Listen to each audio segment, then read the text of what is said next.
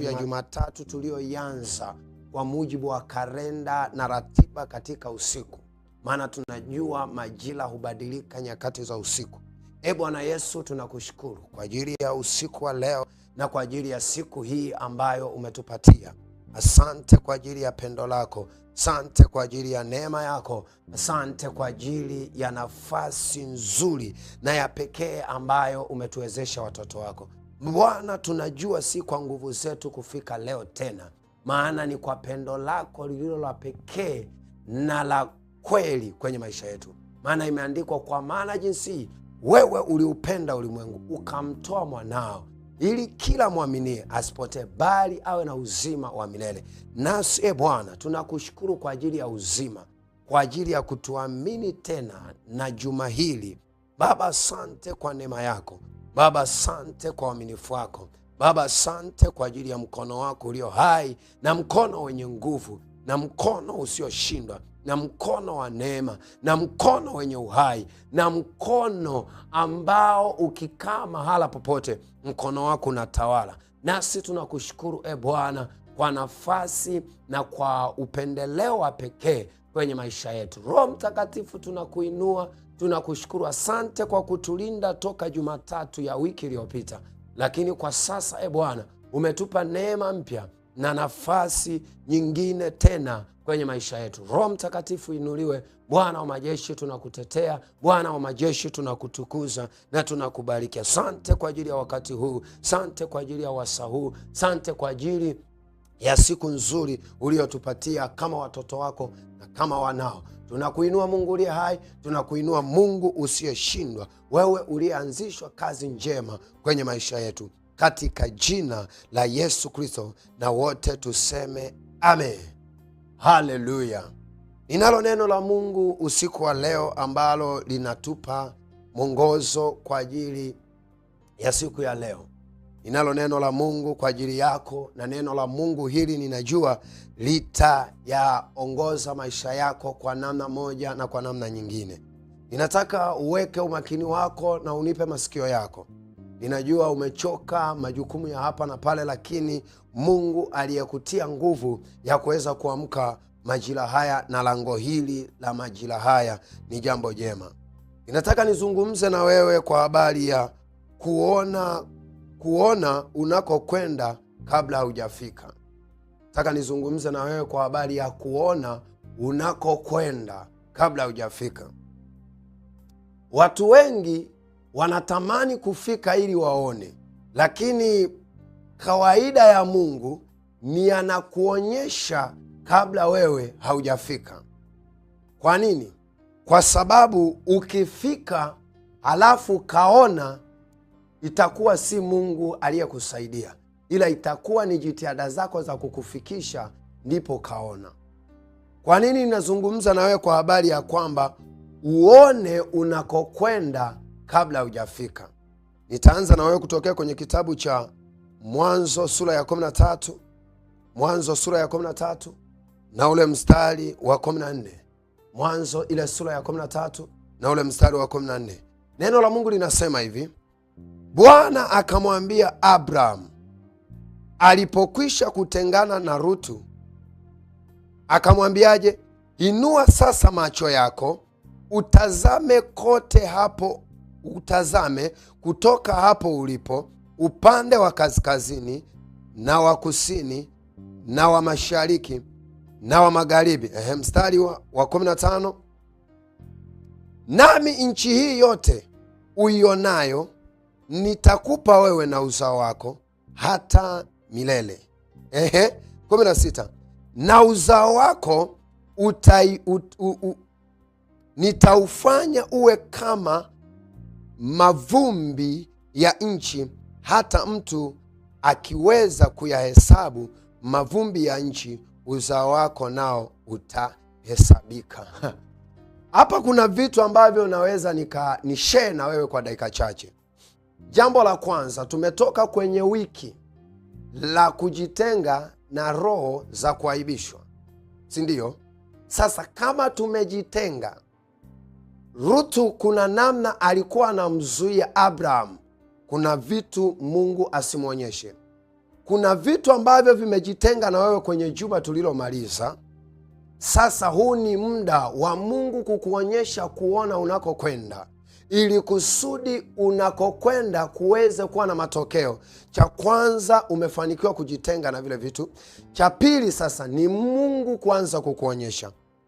Mungu akikuonyesha kule unakokwenda na ukayaona yale unayotamani kuyamiliki, inakuwa ni jepesi. Hata yakitokea magumu, hauwezi ukaishia njiani. Kwa nini? Mungu ana kawaida yake kukuonyesha kule ambako haujafika, ili hapa katikati kuwe na nguvu, kuwe na uwezekano wa wewe kupambana, Mungu kukupa neema, Mungu kukupa nguvu, Mungu kukuwezesha kwa ajili ya kuyafikia yale anayokuonyesha. Narudia tena, inua macho yako utazame kutoka hapo ulipo. Inua macho yako utazame kutoka hapo ulipo. Je, ukikaa hapo ulipo na kuangalia kule unakokwenda, unaona nini? Unaona nini ukiangalia kutokea hapo ulipo na kule unakokwenda? Hapo ulipo unaiona biashara yako iko wapi? Hapo ulipo unaiona ndoa yako iko wapi? Hapo ulipo unaiona huduma yako iko wapi? Kwa sababu kawaida ya Mungu anataka uone unakotakiwa kwenda. Usipofanikiwa kuona unakotakiwa kwenda, Mungu hawezi akawa msaada kwenye maisha yako. Iko hivi, andika hii itakusaidia. Popote ambapo mawazo yako hayajafika, wewe hauwezi kufika. Narudia tena, popote ambapo mawazo yako ya rohoni, mawazo yako ya kufikiri hayajafika, nataka nikwambie, hata ukipambana hauwezi ukafika. Lakini pia andika hii itakusaidia. Popote ambapo mawazo yako hayajamiliki, hata ukimiliki kwa mkononi, kile kitu hakiwezi kukaa. Utajiri na mafanikio ya Ibrahimu yalikuja baada ya kuona. Mungu anamwambiaje? Mstari wa 15, maana nchi hii yote uionayo nitakupa wewe na uzao wako hata milele. Maana unachokiona kwa sasa kwenye akili yako, kuna mtu anaona hata miaka 20 mbele, kuna mtu anaona miaka 10 mbele, kuna mtu anaona, lakini Ibrahimu aliona milele. Kwani wewe hauiti uzao wa Ibrahimu? Kwa sababu Ibrahimu alifanikiwa kuona kuanzia pale alipokuwa, akaona watu wakitokea kwake, mafanikio yakianzia kwake. Unaweza usinielewe, niseme hivi, ambapo mawazo yako na akili zako zikiwa hazijafika, hata kama utafika kimwili, lakini hauwezi ukamiliki hivyo vitu. Kuna wangapi waliopata mtaji wa milioni 30 na milioni 30 ikaisha ndani ya miezi 30 au miezi 11 au miezi 21 au miezi 30? Miezi 30 ni kama wiki ngapi? Ni kama miaka mingapi? Kama miaka mitatu na sehemu. Kama miaka mitatu, 12 24, miaka mitatu, hakuna milioni 30. Kwa hiyo usipoona unakokwenda, hata kama utafanikiwa kufika, hauwezi ukawa na matokeo. Lakini pia andika hii, mafanikio yaliyosimama ni mawazo na macho ya rohoni yaliyosimama. Nahumu anasema hivi, niwekee kitabu cha Nahumu sura ya kwanza mstari wa 9. Nahumu sura ya kwanza mstari wa 9. Nahumu sura ya kwanza mstari wa 9. Kwenye kitabu cha Nahumu sura ya kwanza mstari wa 9. Neno la Mungu linasema hivi, mnawaza nini juu ya Bwana? Nahumu sura ya kwanza mstari wa 9. Biblia inasema hivi, mnawaza nini juu ya Bwana? Maana yeye atayakomesha kabisa mateso, hayatainuka mara ya pili. Kipengele changu kiko kwenye unawaza nini juu ya Bwana. Anauliza, je, unafikiria nini Mungu anapozungumza na wewe? Unaona kana kwamba Mungu hawezi kukupeleka kwenye kile kiwango ambacho unatamani ufike. Kuna kiwango hauwezi ukakifikia ndani yako, kuna kiwango hauwezi ukakipata ndani yako mpaka mawazo yako yabadilike. Mawazo yako yasipobadilika, hakuna chochote unachoweza. Mawazo yako yasipobadilika, hakuna chochote unachoweza kukipata. Kwa hiyo ukifanikiwa kuwaza kwa kuona unakoenda, ukafanikiwa kuwaza kutazama kwa kule unakoenda, yani nataka nikwambie hivi, kila mafanikio utayaona. Lakini kitu kingine hapo ambacho nataka ukione. Kitu kingine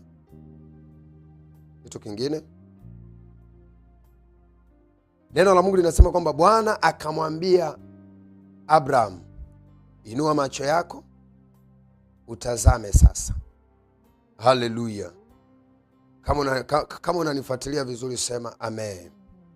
Haleluya. Twende mstari wa 15, anasema hivi, maana nchi hii yote uionayo nitakupa wewe na uzao wako milele. 17, na uzao wako, 16, na uzao wako nitaufanya uwe kama mavumbi ya nchi, hata mtu akiweza kuyahesabu mavumbi ya nchi, uzao wako nao utahesabika. Usipoona wingi wa baraka ya Mungu juu yako, usipoona wingi wa msaada wa Mungu juu yako, usipoona wingi wa neema ya Mungu juu yako, haiwezi katokea.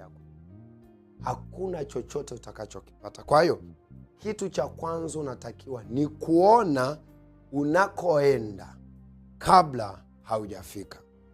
Kuona unakokwenda kabla hujafika. Usifike ndipo uone. Ona kabla hujafika. Utakuja kunishukuru. Kwa nini uone kabla hujafika? Jambo la pili, Mungu atakuamini na kukusaidia uweza kuyakamilisha anayokuonyesha. Mungu atakusaidia kukamilisha anayokuonyesha, kwa sababu anayokuonyesha Mungu ni ya uhakika na ni kweli na ni ya lazima yatendeke kwenye maisha yako. Watu wengi wanakata tamaa na kuishia njiani ni kwa sababu ya kukosa maono. Biblia inasema hivi, pasipo maono watu hushindwa kujizuia. Mtu asiyekuwa na maono anaweza akaishi kivyovyote. Kwa Mungu anapokupa maono ya kule unakoenda, maana yake anakurimiti katika mfumo wa kuishi, na limiti zake ziko nyingi. Unaweza akakwambia uishi maisha ya namna hii. Ndio maana kila mtu aliyekuwa anaenda mbali, Mungu alikuwa anampa lifestyle yake tofauti na wengine. Kila mmoja kwa namna yake, kila mmoja kwa namna yake, kila mmoja kwa namna yake. Kwa hiyo ukifanikiwa kuona unakokwenda, Mungu atakuwezesha. Nataka nikupe mfano mmoja kutokea kwenye kitabu kile cha Yohana, ile sura ya 6 na ule mstari wa 5. Nataka nikuonyeshe mtu mmoja ambaye alikuwa anaona kula anakoenda kabla hajafika, alafu yeye akifika anadhibitisha. Nitasoma mstari wa 5, alafu nitaruka nitaenda mstari wa 11, alafu tutaenda kwenye kuomba. Neno la Mungu linasema hivi, mstari wa 5. 1, 2, 3, twende. Soma hapo. Basi Yesu alipoinua macho yake, akaona makutano makuu wanakuja kwake, alimwambia Filipo, tununue wapi mikate ili hawa watu wapate kula? Jaribu kujiuliza, imagine Yesu anamuuliza mwanafunzi, tununue wapi chakula hawa watu wapate kula? Lakini Yesu alikuwa ameshaona kabla vitu havijatokea. Tuvuke twende mstari wa 11. Mstari wa 11 anasemaje? Mstari wa 11 anasema hivi, basi Yesu akaitwaa ile mikate. Maana yake huyu ni mtu aliyekuwa anaona kwamba kuna jambo hili linapaswa kutokea.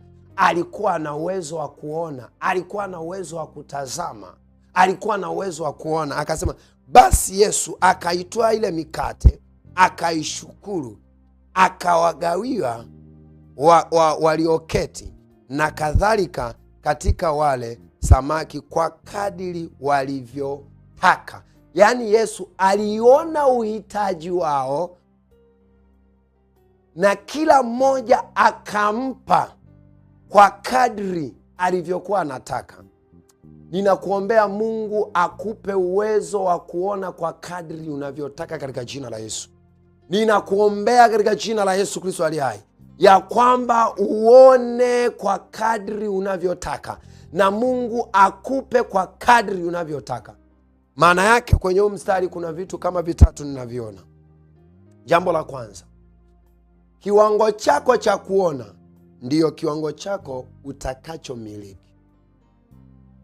Narudia tena, kiwango chako cha kuona ndicho kiwango utakachokiona. Ukijiona uko kwenye makumi, ukijiona uko kwenye maelfu, ukijiona uko kwenye bilionea, Mungu atakupeleka. Ukijiona wewe ni wa kuhurumiwa, itakuwa hivyo. Neno la Mungu linasema hivi, kwa maana mtu ajionavyo nafsini mwake ndivyo alivyo. Wewe unavyojiona ndani yako, unajionaje? Unajiona ni mtu wa kutia huruma muda wote? Unajiona ni mtu wa kujikomba, yani kila kitu, yani unatamani tu, yani nisaidie, yani ni kama mtu yani wa kulialia? Utaishia kuwa mtu wa kulialia.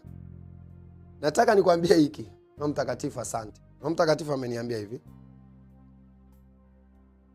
maisha si magumu, ila kutokuwa na macho mambo yanakuwa magumu. Narudia tena, maisha si magumu, ila kutokuwa na macho ndicho kinachopelekea vitu kuwa vigumu. Hakuna changamoto ngumu inaweza ikaishi kwenye mtu mgumu, ila changamoto inapita, ila mtu mgumu anabaki anaendelea. Kwa hiyo unakoona wewe ndiko utakakofika. Kama hujafika unakoona, hauwezi ukaenda popote. Wewe kama unajiona ni mtu wa hapa hivi, hauwezi ukaenda popote.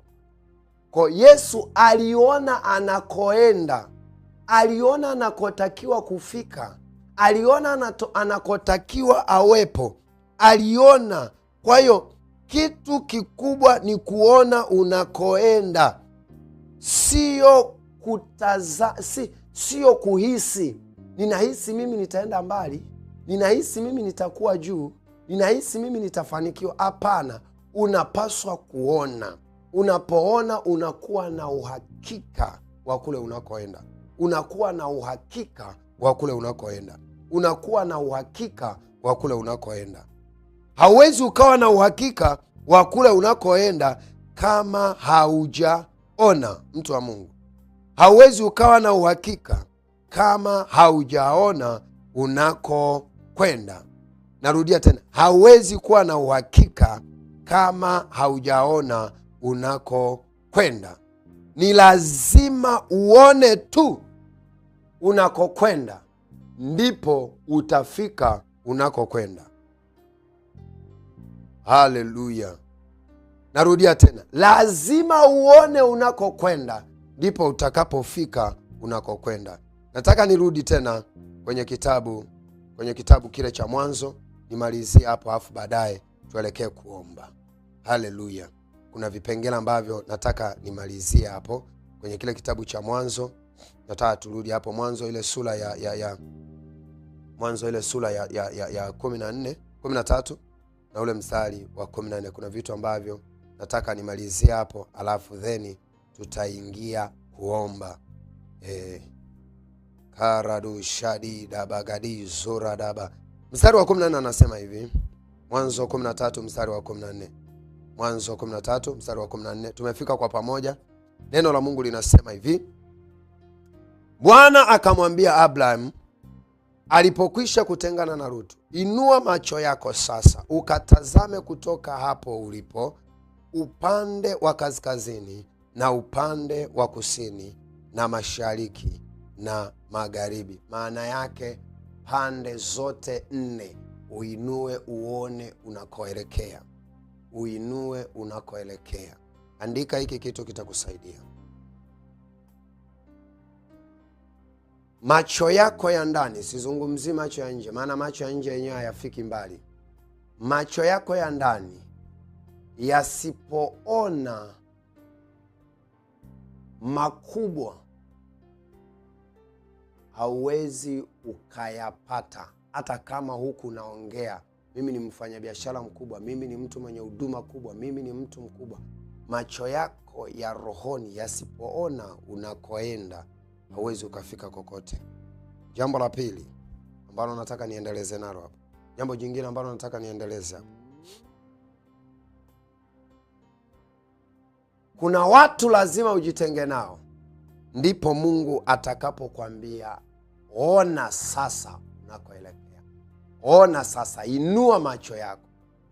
Inua macho yako sasa. Yaani kuna watu, tazungumzia kwa mifano, baadhi ya mifano ambayo ilihusisha watu baada ya kujitenga na watu, maisha yao yalibadilika. Mtu wa kwanza ni Abraham. Abraham alipojitenga na Lutu, ndipo Mungu akamwonyesha anakoenda. Haleluya. Mtu wa pili ni Yakobo.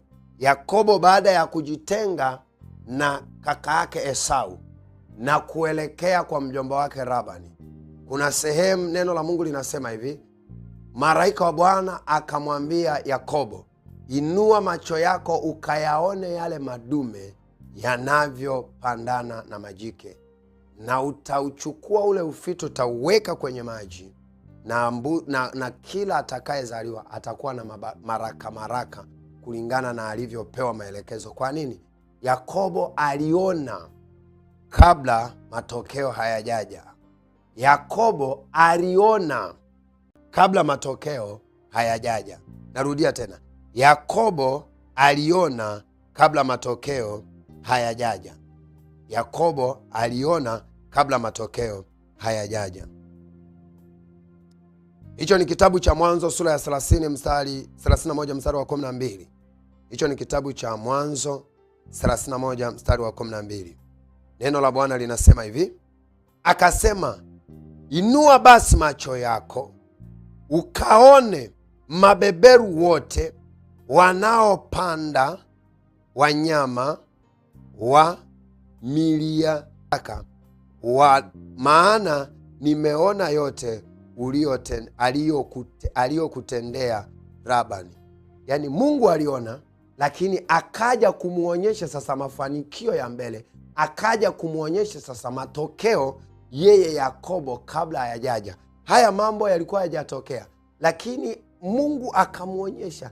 Mimi ninajua kuna namna Mungu amekuonyesha, kuna vitu ambavyo amekuonyesha.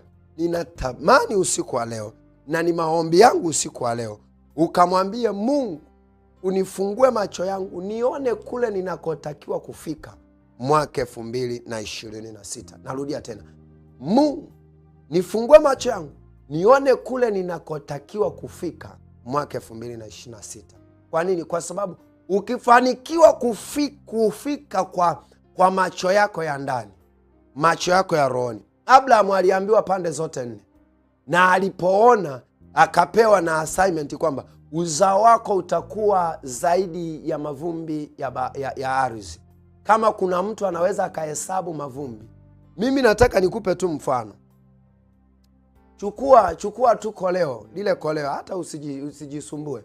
Chukua lile koleo, lile chepe, kachote mchanga pale, yani hata uende Bagamoyo au uende pale kivukoni pale Kigamboni, ukachukue tu ule mchanga wa bahari, au barabarani popote pale unakuta unafagia, uchukue ile chepe ijae, alafu kakae uanze kuihesabu. Tena chepe ni kubwa sana. Chukua kikombe tu, kile kikombe kidogo cha chai, kachote mchanga, ukae uanze kuhesabu. Utatumia majuma mangapi kuhesabu? Kwa hiyo ukifanikiwa kuona kumbe baraka kubwa ipo nyuma ya kuona kabla hujafika.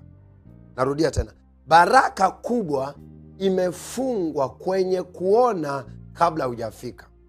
Kwa sababu ukiona kabla hujafika, baraka itakuwa kubwa na uwezekano wa vitu kuweza kusimama vikawa vikubwa. Natamani uende ukaombe kwa majira haya na wakati huu, ukamuombe Mungu, mwambie akufungue macho yako. Tutakuwa na prayer point 2. Prayer point ya kwanza ni hii: Mungu fungua macho yangu nione. Lakini jambo la pili, unipe kwa kadri, Mungu nipe neema kwa kadri ninavyotaka. Niwezeshe kwa kadri ninavyotaka. Unipe kwa kadri ninavyotaka. Kuna vitu kwa kadri unavyotaka Mungu anaweza kukupa. Tumeona kwenye kitabu kile cha Yohana 6:11 anasema akawapa kwa kadri walivyokuwa wanataka. Kwa kadri walivyokuwa wanataka.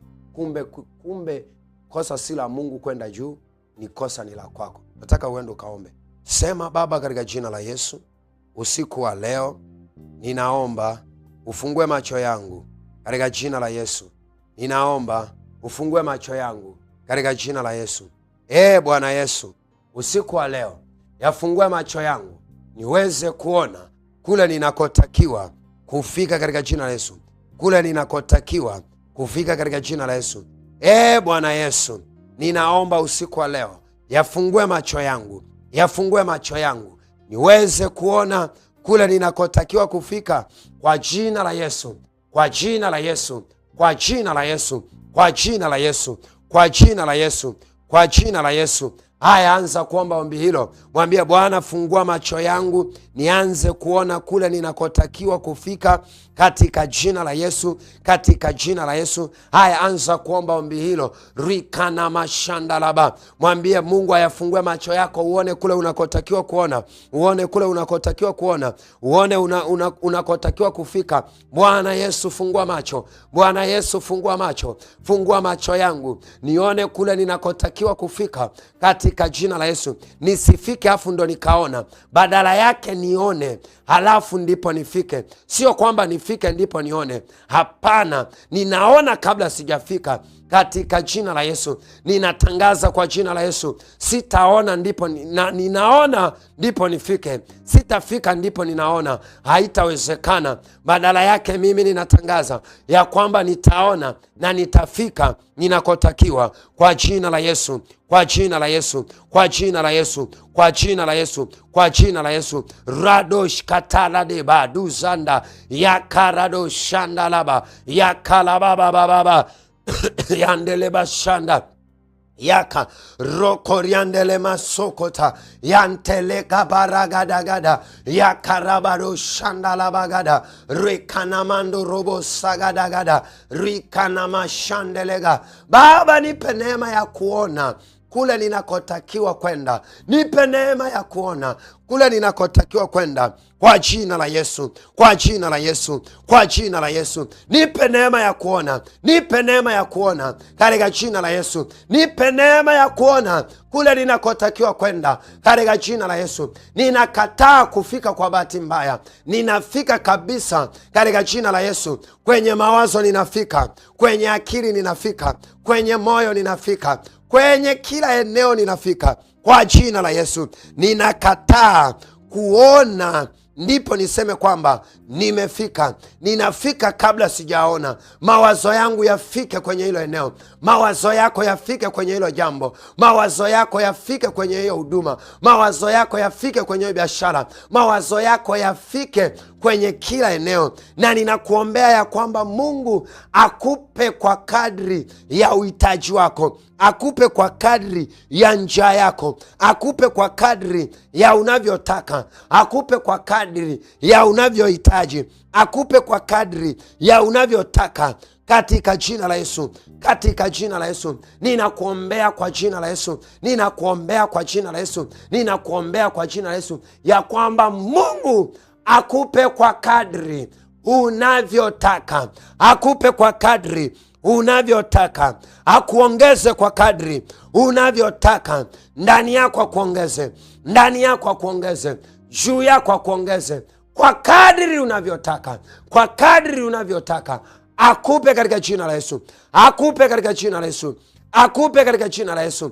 Maana Biblia inasema Bwana akamwambia Abraham, funua macho yako utazame mashariki, utazame kaskazini, utazame kusini, utazame na magharibi. Maana hayo yote akamrisisha Bwana. Na mimi ninakuombea ya kwamba kwa kadiri unavyoona, kwa kadiri ulivyoinua, kwa kadiri ulivyoinua macho yako, ndivyo na Mungu akuwezeshe ukapokee katika jina Yesu, ukapokee katika jina Yesu. Na ikawe hivyo hivyo, na ikawe hivyo hivyo, na ikawe hivyo hivyo, na ikawe hivyo hivyo, kwa kadiri unavyoona, kwa kadiri unavyoona. Maana imeandikwa, kwa maana mtu ajionavyo nafsini mwake ndivyo alivyo. Ninakutamkia vile unavyojiona, unajiona kwenye mafanikio, Mungu aongezee uwezo ndani yako wa kuweza kufika mbali katika jina la Yesu Kristo aliye hai. Baba, tunakushukuru. Tunasema asante kwa ajili ya neema yako. Tunasema asante kwa ajili ya usiku wa leo tena, na kwa ajili ya majira haya na wakati huu. Roho Mtakatifu uinuliwe. Tukufu na heshima na mamlaka zote ni za kwako, katika jina la Yesu Kristo wa Nazareti, mwana wa Mungu aliye hai. Hapo ulipo unaweza ukamshangilia Bwana Yesu. Unaweza ukamshangilia Bwana Yesu, ukamwambia asante. Kufikia wakati huu tumefikia tamati. Ni kutie moyo na nikutie neema, ni kuombe sana. Mungu akubariki na Mungu akuwezeshe.